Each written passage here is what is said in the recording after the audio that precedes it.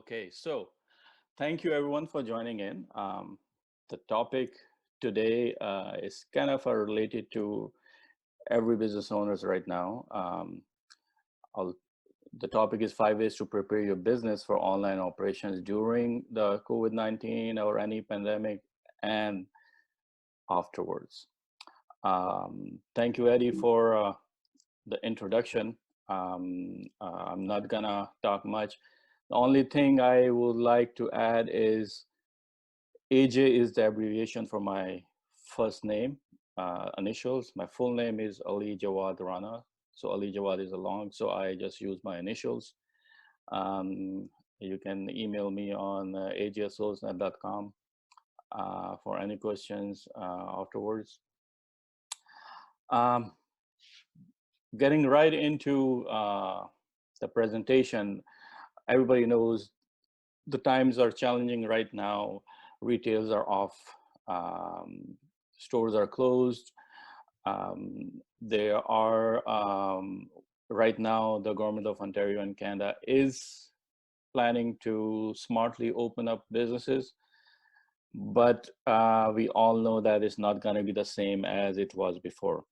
There will be a lot of challenges in terms of how businesses deal with clients and attract them.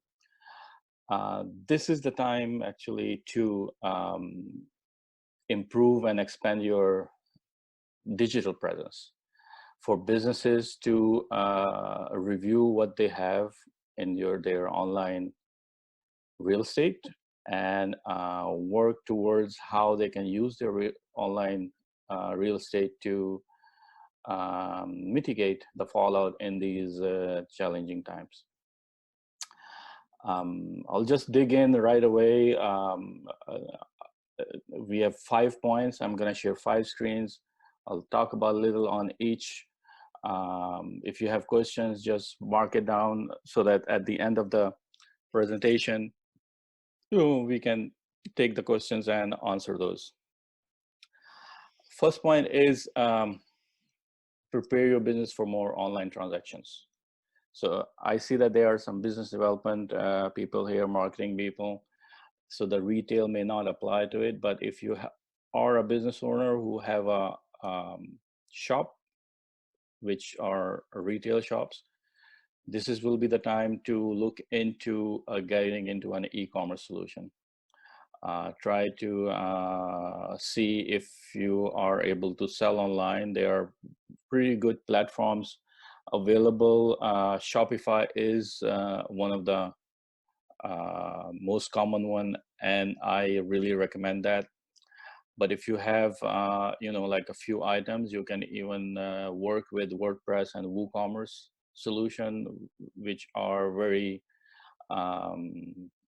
easy to use and easy to set up.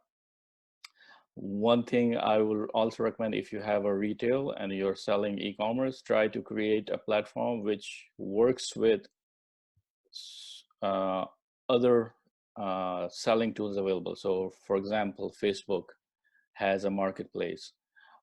If you're selling something which can go on Amazon, sell on Amazon as well. And then these platforms, especially Shopify, it's a channel, it's called an omni-channel. So you manage it one place and then you can sell it on Facebook as well and put your listing on Amazon and integrate it seamlessly. Now, for people who may not have physical goods to sell, there's still an e-commerce aspect to it. So if you are selling services in a subscription, like for example, accountant or consulting services, you can still use your website to take payments online, integrate e-commerce solution so people can pay you online. So different options available for different business categories. So first point, prepare for more online transactions. Try to see how you can close businesses online.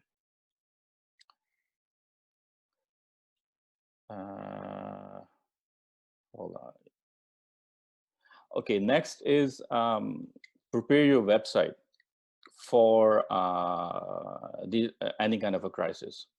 So especially with COVID-19, the government has released some criterias on, you should inform your users and customers if you're open, you're closed, if you've changed your business hours and things like that. Make sure you update your website with the relevant information, informing them about any changes. If you have a Google, let's say local listing, Google has now provided tools where you can update your local listing, informing changes in timing, or if you are closed for a while. If you have appointments, you're not taking appointments, and things like that. Now, on the website, there are now tools available to do appointments and stuff. So if you are in a business where you do a lot of appointments, so we are with the Zoom is a very prime example of doing meetings online. You can actually schedule your meetings through your website. So you can sync it with your calendar, so it doesn't overlap. There are tools like Calendarly, or the one I use is called HubSpot. It's a CRM. It's a fully functional CRM. They have a free version available as well. You can create a scheduling link. You can put it on your website. People who are looking to meet with you, you can send them to your website, ask them to schedule a meeting with you through your website, and then it's going to be added to your calendar. What time is it, and then you guys can have a Zoom meeting with them. Again, I'm talking about online payments, so give your clients options for any services or products they can pay online. You can integrate. There are so many economical online payment solutions available now, like Stripe, PayPal, even Square Up, and you can integrate all that online on your website. So you can ask your clients to go online and pay you. The other solutions you can integrate is if you can integrate a full-fledged e-commerce solution, as I talked to in the previous screen as well, and this can be for services or for products. Possibly this will be the most important aspect of getting ready for online presence. You need to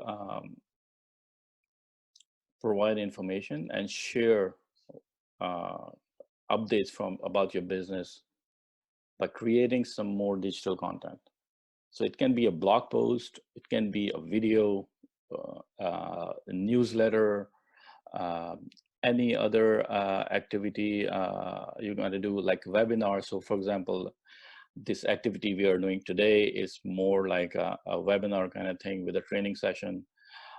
So think out of the box of looking into what kind of content you can share and what kind of content will be your users and customers and clients will be interesting to know. A simple example is I'll give for Holiday Inn. So they are struggling with customers coming in. So one of their popular item was chocolate chip cookies. So everybody going to the hotel, they were getting a hot, fresh chocolate chip cookies. So what Holiday Inn did was they shared the recipe of how to make those chocolate chip cookies on their websites and social media, so that their clients are in touch and they have a sense of connection with Holiday Inn by making those cookies at home.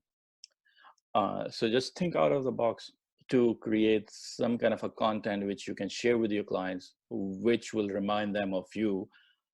So once this pandemic is over, you are still in contact with them.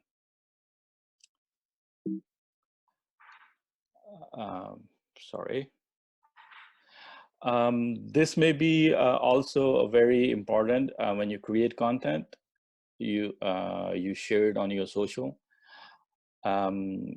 Over here, you look at the word engage. I'm not talking about be active on social media. You have to be engaged on social media. By engage means it's not just about sharing on social media what's going on, but also engaging with your clients and customers and possibly other businesses in terms of maybe providing feedback, providing, answering the questions, or appreciating someone for any good deed they have done. So this way you can keep in touch, make sure you are talking to your clients, and then also you can use social media for research. There are some reports and monitoring tools for different social media accounts where you can search for potential clients or potential opportunities where you can engage with your clients and other businesses. And this will also help you once the pandemic is over, we start to get into the normal situations. So it will help you out in keeping in the connection with your clients. AJ, for the interest of time, there's 5 minutes to go. Yeah, so this is, I think I'm on time. This is our last slide. Thank you. Now, this time when you are working from home, maybe you have some extra time to think into developing your business further. This may be a good time for you to think about doing any pending large projects you may have been considering. Looking into your digital presence. So for example, if you have a website, you were thinking about doing an upgrade, you haven't updated your website for a while, this may be a good time to think on, okay, let me redo my website design. A good time to look into, from some marketing efforts like SEO or improvements to your website and stuff. Very important, security, accessibility, and privacy. If you have a website which is since now everybody is going online, there were more vulnerabilities. People can hack into data, and it's going on right now. So there will be the right time to look into securing your website. Accessibility is another criteria. A lot of websites, they are not the basic accessibility criteria is your website mobile friendly. A lot of people doing businesses online, they browse around the Google, look on the websites, and they do it on mobile devices. So make sure this may be the time to look into accessibility options as well. And there are some other accessibility options, criteria you can look into. Privacy, making sure if you are collecting data on your digital presence, making sure that data for your clients or customers is private and secure, and so that people who are visiting your website can have that trust level of doing business with you. And that's about it for my presentation, actually. We'll take some questions afterwards. Again, you can reach me out at AJ. This is our company journal email box. SoulsNet, a brand management and marketing company, and that's it. I think we are on time, David, right? Yeah, thank you, AJ. If you can kindly share the three things on the screen in your chat box for everybody, that would be great. Your website, your email, and your phone number. So can you Sure. type into the chat box and share it with us? That would be fantastic. Thank you so Yes, much. I'm gonna do that. Yeah. So let me just continue to share my screen. Okay, so oh yeah, AJ's on. So thank you again, AJ. It's a great a reminder of what we can do in this pandemic situation. I think digital is already is the way of doing business. How we can enhance that, how we can upgrade it, how we can take it to the next level, so we could be ahead of the competition. So I know that Eddie and I has been doing this, and Eddie has been kind of reformatting the website as well. So there are many new and exciting things to come from OneHub. And I like to maybe share with you our lineup for this month. So we got two covered. The first one was Friday, and now is AJ. The next one is Antonio. So it's May the 13th. Antonio is on Wednesday. Antonio is a lawyer. He's going to talk about business operation and working out and reduction of working hours. And I think that this is a key issue. Many business owners might be worrying about, and what are some of the things that you can engage your employees. And I think that could be a very interesting topic. So we'll send out those invite after this.